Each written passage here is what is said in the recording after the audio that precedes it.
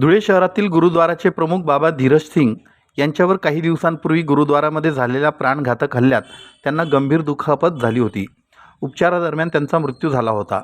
हा खून मालमत्ता आणि धुळे गुरुद्वाराचा प्रमुख बनण्यासाठी झाला आहे, असा आरोप भूपेंद्र सिंग किशन सिंग यांनी केला आहे। तसेच आरोपी रणजित सिंग याने बाबा धीरज सिंग यांच्या चारित्र्यावर देखील शंका घेतली असून त्याबाबत देखील गंभीर आरोप केला आहे।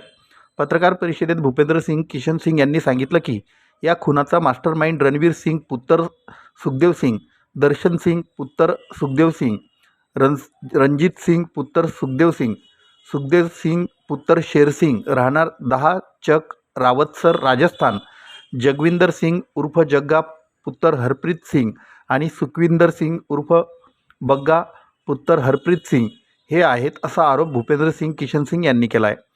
रणवीर सिंग याने बाबा धीरज सिंग यांच्या चारित्र्यावर देखील शंका घेत गंभीर आरोप केला आहे। रणवीर सिंग याने अनेक वेळा असे सांगितले आहे की त्याची सासूसोबत बाबा धीरज सिंग यांचे अवैध संबंध होते। तसेच त्याच्या पत्नीसोबत देखील बाबा धीरज सिंग यांचे अवैध संबंध आहेत अशी मला शंका आहे, असे देखील रणवीर सांगत होता, अशी माहिती भूपेंद्र सिंग किशन सिंग यांनी यावेळी दिली। भूपेंद्र सिंग किशन सिंग पुढे म्हणाले की रणवीर सिंग जेव्हा पंजाब येथे येत असत तेव्हा तो आमच्या घरी आल्यावर आम्हाला पगडी आणि मालमत्तेबाबत सांगत असे। बाबा म्हणजे संत धीरज सिंग यांना पगडी सांगून पगडी आणि मालमत्ता माझ्या नावे करण्यास सांगा।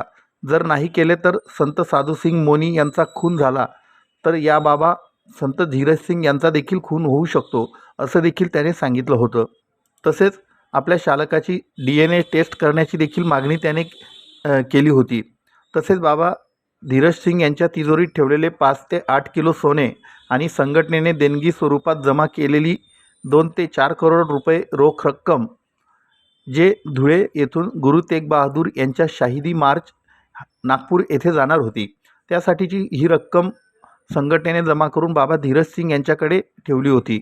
सदरचे 5 ते 8 किलो सोने आणि संघटनेने जमा केलेल्या देणगीची रोख रक्कम 2 ते 4 करोड हे सर्व रणवीर सिंग हा चोरी करून घेऊन गेला। तसेच रणवीर सिंग याच्याकडे 45 mm चे 35 काडतूस तसेच 8 mm चे 8 काडतूस हे पोलिसांना आढळून आले आहेत। सदरचे 8 mm काडतूससाठी लागणारी पिस्तूल ही आजसुद्धा त्याच्याच ताब्यात असून सदरची पिस्तूल ही त्याच्याकडून पोलिसांनी जप्त करावी, अशी मागणी त्यांनी केली। धुळे शहरात महानगरपालिका निवडणूक लागलेली असताना सदरच्या निवडणूक आचारसंहितेच्या नियमानुसार शस्त्रास्त्र तसेच त्यासाठी लागणारे काडतूस हे शासनाकडे जमा करावे लागतात। तरीसुद्धा रणवीर सिंग याने त्याच्याकडे असलेले 45 mm आणि 8 mm चे काडतूस जमा केले नाहीत। तसेच 8 mm ची पिस्तूल देखील त्याच्याकडेच घरात लपवून ठेवली आहे। त्यामुळे रणवीर सिंग याने निवडणूक आचारसंहितेचा भंग केला आहे। जगविंदर सिंग उर्फ जग्गा याने सांगितलं की रणवीर सिंग याने बाबा संत धीरज सिंग यांचा खून केला आहे।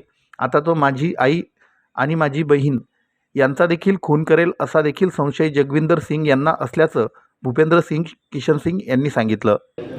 मैं भूपेंद्र सिंह किशन सिंह चुनागढ़ रोड पातना पंजाब का रहने वाला हूँ और मैं आज से कुछ दिन पहले भी आपके माध्यम से यहाँ पर प्रेस को संबोधित किया था और आज भी मैं करने वाला हूँ। जो मैंने बात बताई कि इसका मास्टरमाइंड रणवीर है, इसके पिता सुखदेव सिंह, इसके भाई रंजीत, दर्शन, इसका साले जगविंदर और जसविंदर जग्गा है। और मैं आपके माध्यम से महाराष्ट्र सरकार से और धुले पुलिस के ये निवेदन करूँगा, जो इसके पास से 45 कारतूस मिले हैं, जब चोर जाब्ता लगा हुआ है तो इसने वो जमा क्यों नहीं करा। और उसमें 8 कारतूस ऐसे मिले हैं जो SLR जैसे हैं। मैं ये भी निवेदन करता हूँ महाराष्ट्र सरकार से और धुले पुलिस से कि जब उसका अब नए केस में आप रिमांड लें तो उससे जो 8 mm के कारतूस मिले हैं, उसका जो असला है जिनसे वो चलने थे, वो असला बरामद करने की जरूरत है, अति ज़रूरी है ये उसके असला बरामद करना।